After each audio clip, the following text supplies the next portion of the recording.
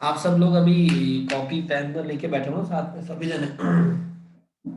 कल बोला भी था मैंने, है ना, कि आप प्रैक्टिस करो साथ में तो वो ज्यादा इजी रहेगा।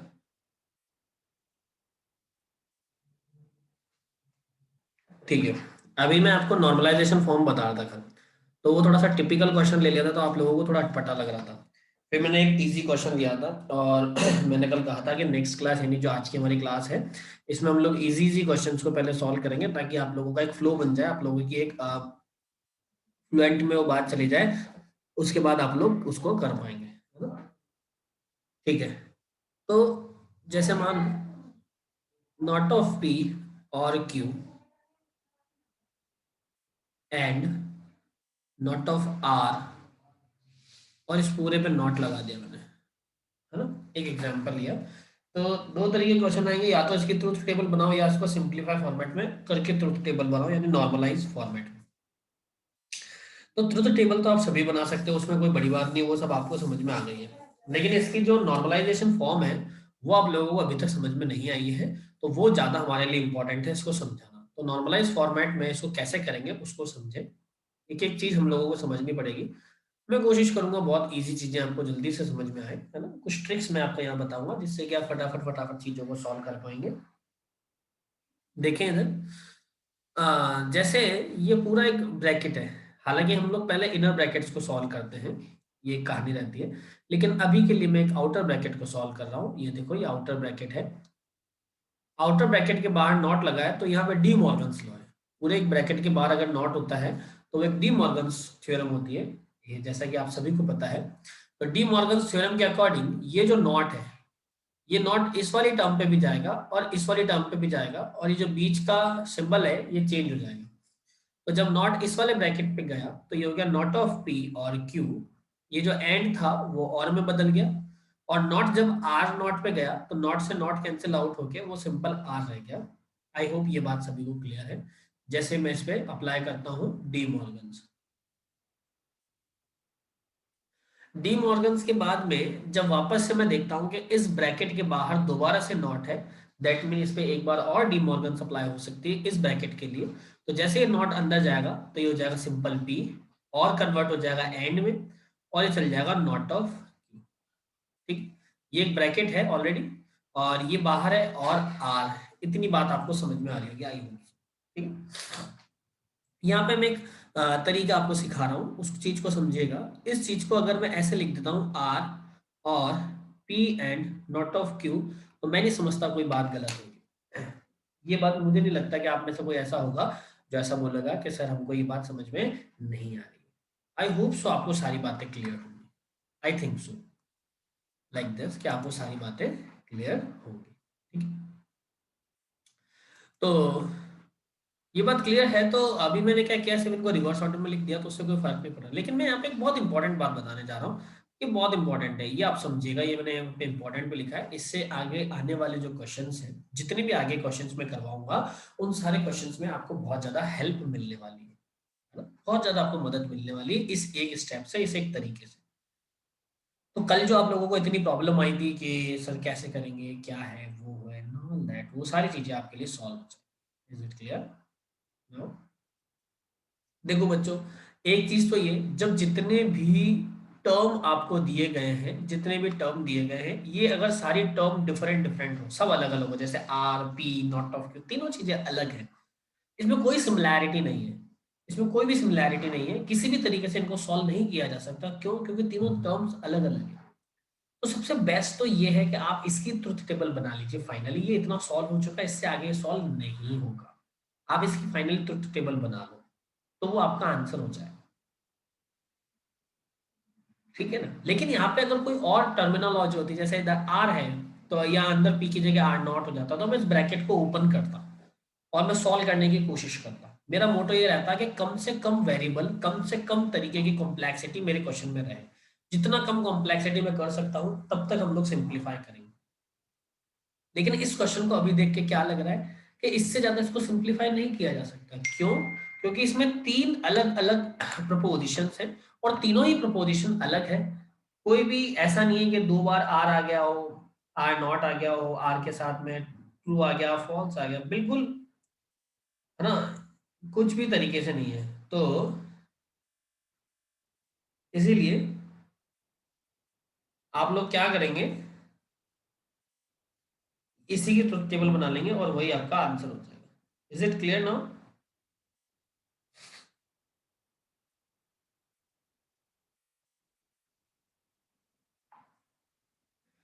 तो इसकी ट्रुथ टेबल बना लेंगे, ये इसका सिंपलेस्ट फॉर्मेट है। अभी के लिए तो आप इसको ऐसा समझिए कि ये इसका सिंपलेस्ट फॉर्मेट है। फिर जो मैंने इंपॉर्टेंट बात लिखी है इसको मैं आगे वाले क्वेश्चन में बता दूंगा, किस तरीके से मैं जो बताना चाह रहा था वो मैं बताता हूँ। तो अभी जो ये क्वेश्चन मैंने करवाया है, इसको जो सिंपलेस्ट फॉर्मेट में हमने लिखा है, इसमें किसी को कोई डाउट कोई दिक्कत है तो बताओ, किसी को कोई प्रॉब्लम है क्या, या सबको समझ में आ गया?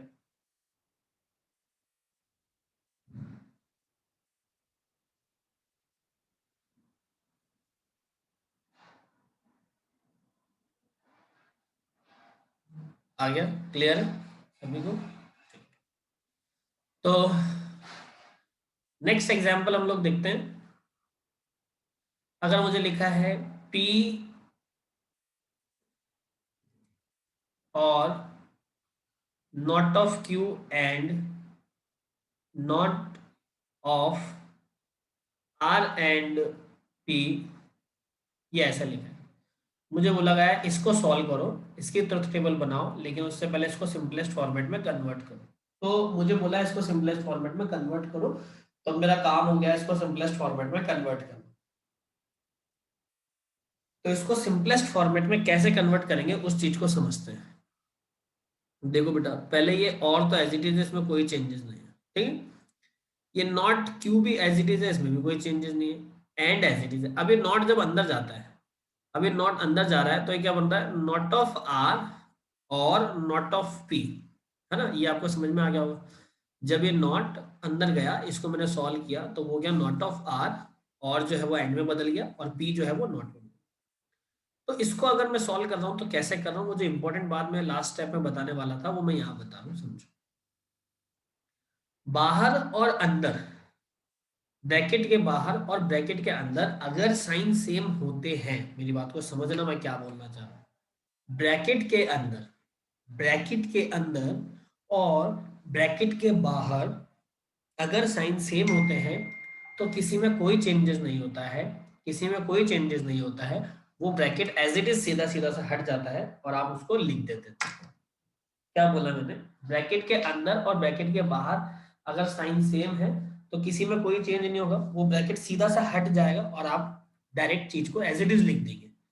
लेकिन ब्रैकेट के बाहर, ब्रैकेट के बाहर और ब्रैकेट के अंदर अगर साइन अलग अलग है, ब्रैकेट के बाहर और ब्रैकेट के अंदर अगर साइन अलग है, तो बाहर वाला तो एज इट इज रहेगा, लेकिन जैसे अंदर वाले को लिखेंगे तो ब्रैकेट हटाने पे वो साइन बदल जाएगा, और था वो एंड में कन्वर्ट हो गया इस तरीके से। ये बात क्लियर है? इस बात में किसी को कोई डाउट है, कोई प्रॉब्लम है, तो आप मेरे से पूछ सकते हैं।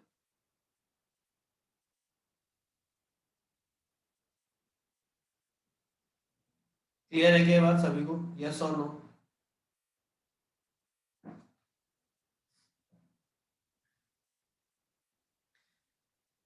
हम्म, ठीक है। अब देखो ये P, अब देखो ये ब्रैकेट के बाहर और ब्रैकेट के अंदर एंड है, तो बाहर वाला सिंबल तो एज इट इज रहेगा, लेकिन अंदर वाले सिंबल जो है एंड, वो और में बदल जाएंगे। ये देखो सारे बदल गए और में, कोई दिक्कत है? कोई दिक्कत नहीं। अब क्या करो, जो जिसके साथ प्रपोजिशन है उसको लिख लो, जिसके साथ बोले तो सेम सेम प्रपोजिशन को एक साथ, जैसे P है तो P वाली सारी प्रपोजिशन, चाहे P हो चाहे P नॉट हो, उन सबको साथ लिख लो। Q वाली सबको साथ लिख लो, R वाली सबको साथ लिख लो, वो ज्यादा इजी है। तो मेरे पास क्या है, ध्यान से समझना, इस P के साथ में ये है नॉट ऑफ P, तो मैंने लिखा P और नॉट ऑफ P। फिर मैंने इसको एज इट इज लिख दिया, ये नॉट में। फिर मैंने इसको लिख दिया ये और नॉट में। अब मैं जानता हूं P और नॉट ऑफ P, इसको अगर मैं सॉल्व करता हूं तो रिजल्ट आता है ट्रू, ये मैंने कल बताया था कैसे आता है। इसको अगर मैं सॉल्व करता हूं तो रिजल्ट आता है ट्रू, ये मैंने कल बताया था कैसे आता है। फिर आगे देखो, और नॉट ऑफ Q और नॉट ऑफ R। अब जब तक T या F, जब तक T, वापस समझना मैं क्या बोलना चाह रहा हूं, जब तक T टी फॉर ट्रू वाला और एफ एफ फॉर फॉल्स वाला, जब तक टी और एफ आपके प्रपोजिशन में है, मतलब आपकी प्रपोजिशन आगे सॉल्व हो सकती है। इस बात को ध्यान रखें, जब तक टी या एफ, जब तक टी या एफ आपके प्रपोजिशन में है, वो आगे सॉल्व हो सकती है, इस बात को ध्यान रखेंगे।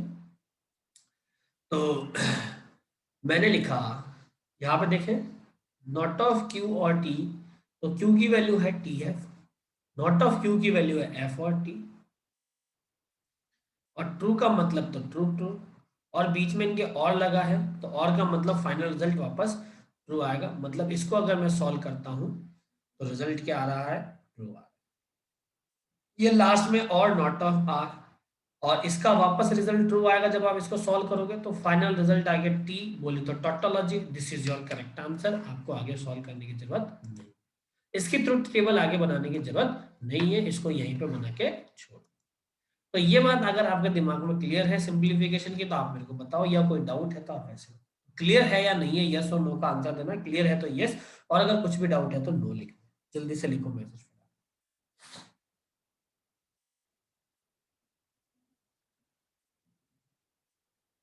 क्लियर, ठीक है। अगर ये बात क्लियर है तो एक एग्जांपल और ले लेते हैं हम लोग। इसमें लिखा है नॉट ऑफ पी और Q and not of are, और p and not of q और आर, ये मैंने लिख दिया। मैंने कहा इसकी ट्रुथ टेबल बनाओ या इसको सिंपलेस्ट फॉर्मेट में सॉल्व करो। तो ट्रुथ टेबल बनाना कोई बड़ी बात नहीं, वो आपको बहुत अच्छे से आता है, आप किसी को भी चीज को लेके सॉल्व कर सकते हैं। लेकिन अभी ये जो है ना कुछ ब्रैकेट है ना कुछ है, तो इसका सिंप्लीफाई कैसे करेंगे वो समझ में नहीं आता। तो ऐसे क्वेश्चन को अगर आपको सिंप्लीफाई करना है, ऐसे क्वेश्चन को आपको सिंपलेस्ट फॉर्मेट में कन्वर्ट करना है, तो मैंने पहले ही बोला था राइट से लेफ्ट हम लोग जाएंगे। तो राइट से लेफ्ट भी जाओगे तो क्या चीज, कोई भी चीज साथ नहीं दिख रही, ना पी पी के साथ दिख रहा है, ना क्यू क्यू के साथ दिख रहा है, ना आर आर के साथ दिख रहा है। तो राइट से लेफ्ट जाने का कोई सेंस है ही नहीं, क्यों? क्योंकि कोई भी दो सेम प्रपोजिशन एक दूसरे के साथ में नहीं है, तो राइट से लेफ्ट जाने में भी ये चीज सॉल्व नहीं होगी। तो मेरा सबसे पहला मोटो ये है कि जो सेम प्रपोजिशन है उनको साथ में रखा जाए। मेरा पहला मोटो ये है कि जो सेम प्रपोजिशन, जो भी सेम है, पी को पी के साथ में रखो, चाहे वो नॉट हो चाहे वो कुछ भी हो, क्यू को क्यू के साथ में रखो, आर को आर के साथ में रखो। आपका ये सवाल हो सकता है सर पहले पी को रखें, पहले क्यू को रखें, या पहले आर को रखें, किसी को भी रख लो, कोई फर्क नहीं पड़ेगा, लेकिन रखना साथ में। ये नॉट ऑफ पी आ गया, फिर देखो पी के साथ में ये रहा और पी, तो ये और पी, फिर ये क्यू पूरा ये रहा और क्यू, तो ये और क्यू, फिर ये एंड के साथ मेरा नॉट, तो ये एंड नॉट ऑफ क्यू, फिर ये आर ये रहा, तो एंड नॉट ऑफ आर, फिर ये रहा आर, तो ये और आर। आप चाहो तो इसको पहले रख लेते, नॉट को बाद में रख लेते, कोई फर्क नहीं पड़ेगा, इस बात को ध्यान में रखो। तो पी और नॉट ऑफ पी मिलके होते हैं ट्रू, ये आपको पता है, ये और का सिंबल एज इट इज। ये एंड जो होता है, ये एंड वो होता है फॉल्स, ये भी आपको पता है। फिर ये एंड एज इट इज, फिर ये और जो होता है वो होता है ट्रू, तो ये ट्रू आ गया। ठीक है, तो आप देख लो, जो भी आपको समझना चाहते हो कि इन दोनों को सॉल्व करोगे तो भी रिजल्ट ट्रू एंड ट्रू, तो रिजल्ट फाइनल रिजल्ट ट्रू आ जाएगा। और अगर राइट टू लेफ्ट जाओगे तो भी रिजल्ट क्या आ जाएगा, ट्रू आ जाएगा। आप कैसे भी सॉल्व कर लो, फाइनल रिजल्ट ट्रू आ रहा है, और ये आपका आंसर है। तो ये बात आपको समझ में आ रही है या नहीं आ रही है, ये बात बताएं। इज इट क्लियर और नॉट, यस और नो का आंसर चाहिए आप सभी से।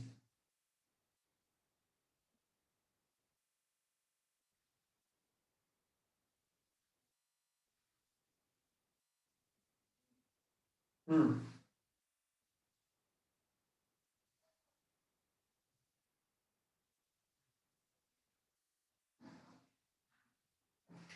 चलिए, ये बात सही लगी। अब मेरी बात को समझो, ये नोट कर लिया क्या सभी ने, जो नोट करना चाह रहे घर गया आपने नोट कर लिया क्या, हटा दो उसको। ठीक।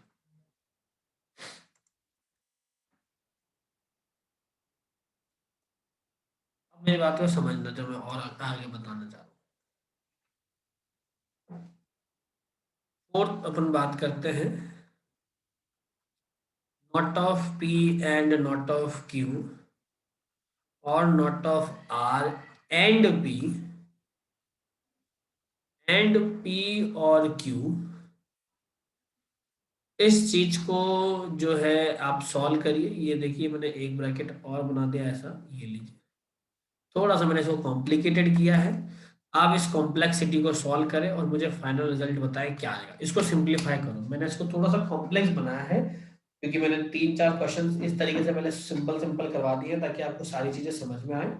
अब आप मेरे को इसको सॉल्व करके रिजल्ट बताओ क्या आ रहा है।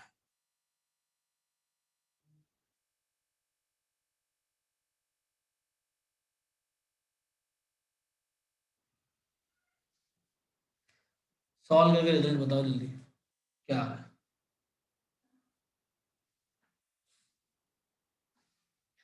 मैं आपको 1 मिनट दे रहा हूँ इस चीज को सॉल्व करने के लिए। 1 मिनट में आप मेरे को इसको सॉल्व करके बताएंगे पूरा कि भाई इसका जो नॉर्मलाइजेशन फॉर्म है वो क्या है।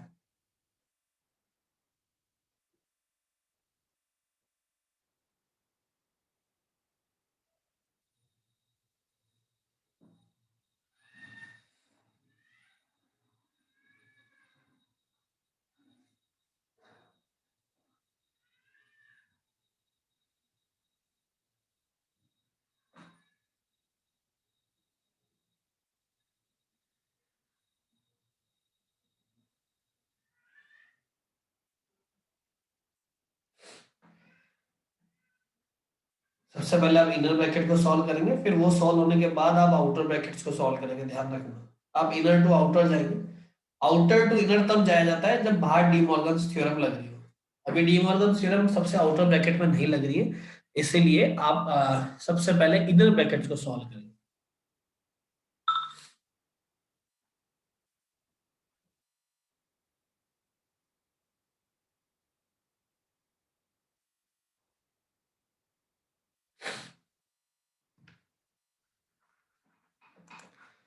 सॉल्व करिए फटाफट।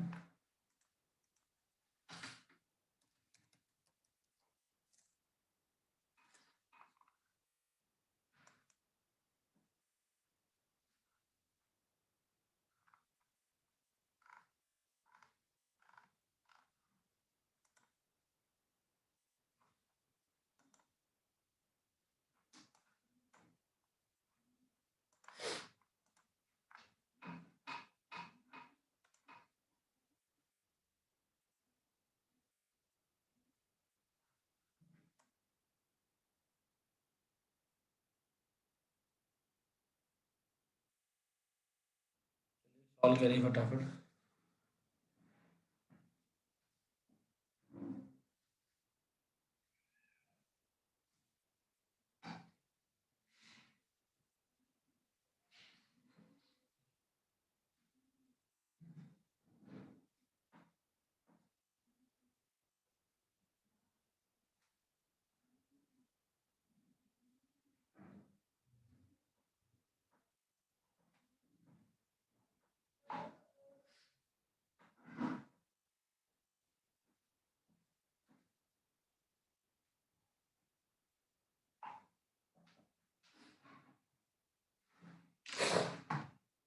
हो गया सभी से सॉल्व या नहीं हुआ।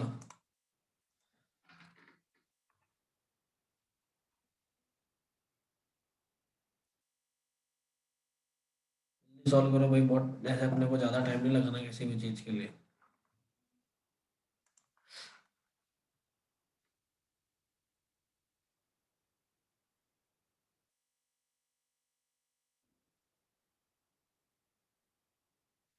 सभी का टी आ रहा है, टोटोलॉजी आ रहा है। दो बच्चों ने आंसर दिया है अभी, अपने को आंसर सबसे चाहिए।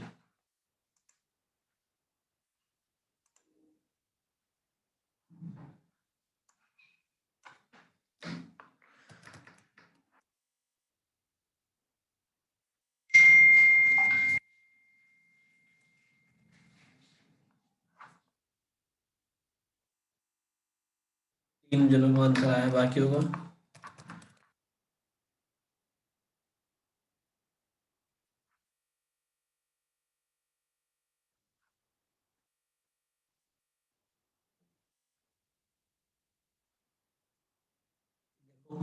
चेक करते हैं कि आपने जो आंसर दिया वो सही आंसर है या नहीं है। समझो, पहले बाहर वाला ब्रैकेट एज इट इज, ठीक है। ये नॉट तो इसके साथ चला जाएगा तो कोई टेंशन है नहीं, नॉट ऑफ पी और क्यू हो जाएगा ये बाहर और है। अब अंदर वाले ब्रैकेट को सॉल्व करें, तो ये वाला साइन ये वाला साइन सेम है, इससे हमें कोई टेंशन लेने वाली बात नहीं है। इसको लिख सकते हैं not R and P, and इसको खोलेंगे तो हो जाएगा पी, और जो है वो एंड में कन्वर्ट हो जाएगा और ये क्यू आ जाएगा। ठीक है, ये बात सभी को समझ में आ रही है। फिर और मैं सॉल्व करता हूं तो ये दोनों सिंबल सेम है, मुझे इससे कोई फर्क भी नहीं पड़ रहा, तो नॉट ऑफ पी और क्यू, ये और जब अंदर जाएगा नॉट आर, ये अलग सिंबल है, अलग सिंबल है तो इस तरीके से अलग वाले तो चेंज हो जाएंगे, सेम होता तो भले ही चेंज नहीं होता। ये देखिए ये ऐसा हो गया।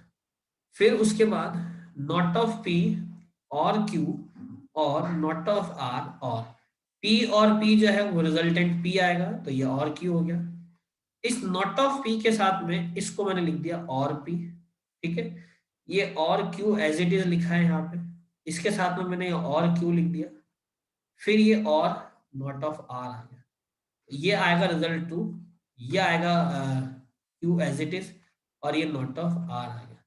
इसको सॉल्व करेंगे तो वापस टी आ जाएगा और नॉट ऑफ आर आ रहा है और रिजल्ट वापस ट्रू आ जाएगा। तो फाइनल आंसर आ रहा है टोटोलॉजी बोले तो टी।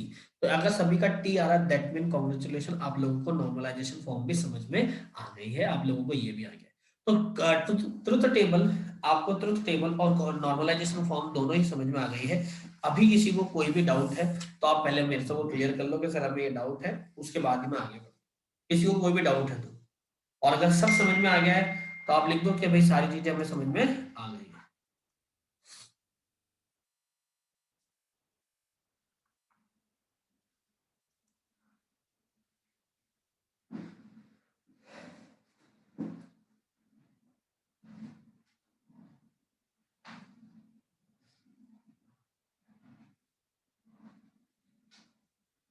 सभी को क्लियर है, सभी को समझ में आ गया।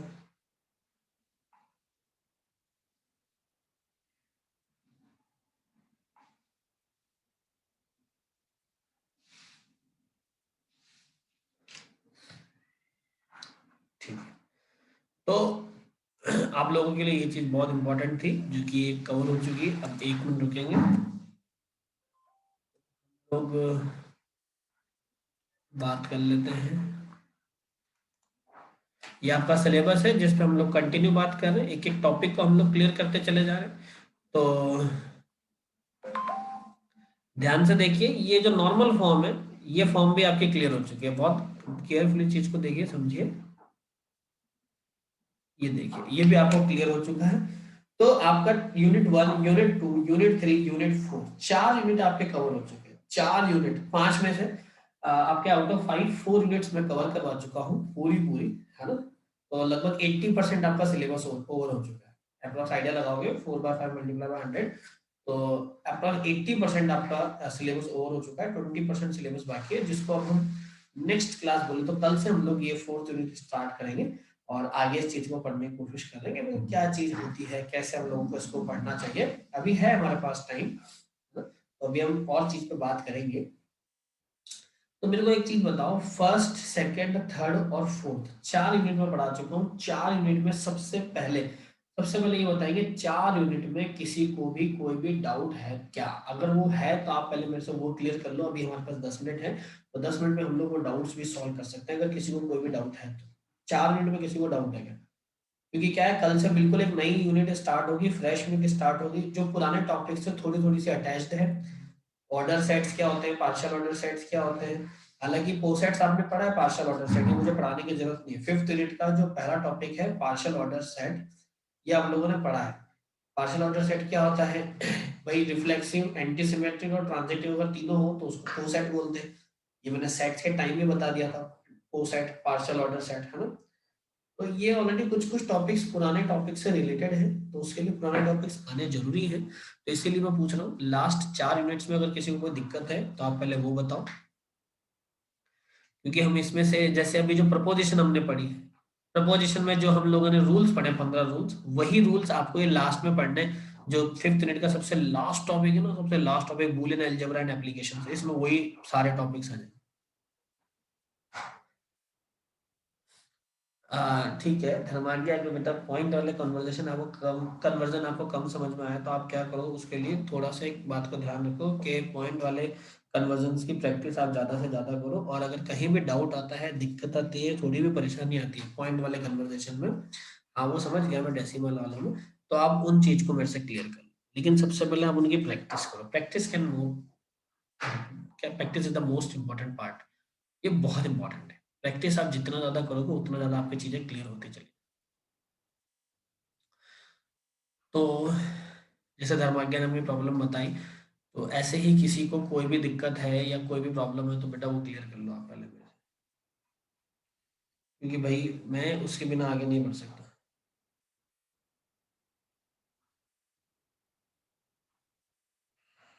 क्योंकि वो आपके लिए बहुत इंपॉर्टेंट है, वो इम्पोर्टेंट बहुत ज़्यादा है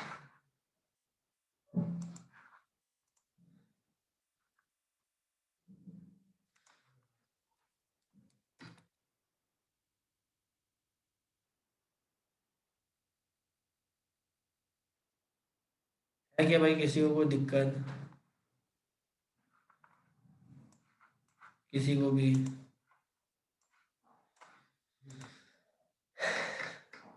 देखो बेटा मैं बार बार एक ही चीज़ पूछ रहा हूँ, उसके पीछे रीज़न है कि कल से हम लोग जो क्लास में पढ़ेंगे,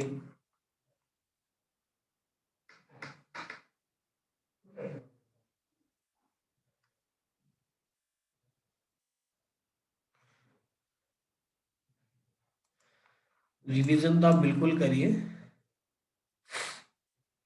कि भाई रिवीजन के बिना तो खैर आपको पता है नहीं होगी चीज़ें।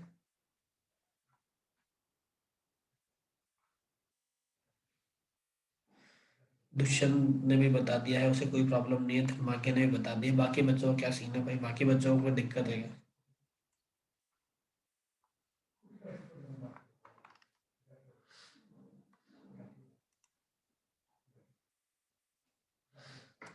दीक्षित ने भी बता दिया कोई डाउट नहीं है, और बाकियों को क्या सीन है भाई? गीतांजलि को भी कोई प्रॉब्लम नहीं है। नेक्स्ट।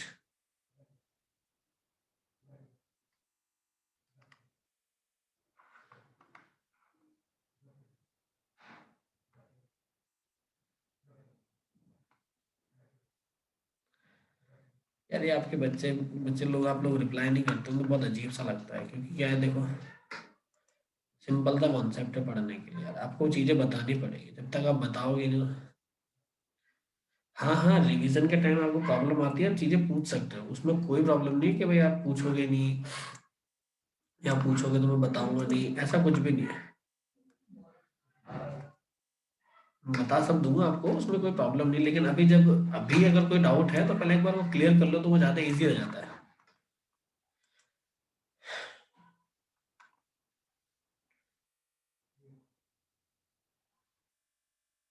अभी तो कोई दिक्कत नहीं, किसी को भी कोई दिक्कत है तो आप पहले क्लियर कर लो, क्योंकि हम लोग क्या है, कल से बिल्कुल फ्रेश यूनिट स्टार्ट करने वाले हैं, तो इसीलिए मैं आपसे बार बार इस चीज़ को क्लियर कर रहा हूँ।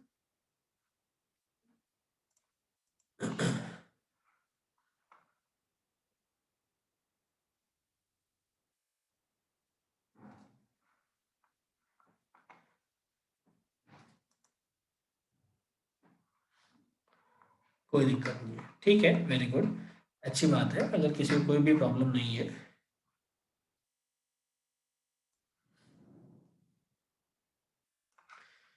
तो हम लोग कल से स्टार्ट कर रहे हैं चीज़ें, है ना, कल से बिल्कुल ठीक है, कोई प्रॉब्लम नहीं है, कल से हम लोग नई चीज़ स्टार्ट करते हैं, ठीक है। तो उससे क्या होगा, नई चीज़ से कि आपको पुरानी 4 यूनिट्स के बिहाफ पे हम लोग जो है, पुरानी चीज़ों के हिसाब से आपको जो कल वाली क्लास है वो आपके लिए ज़्यादा इजी हो जाएगा।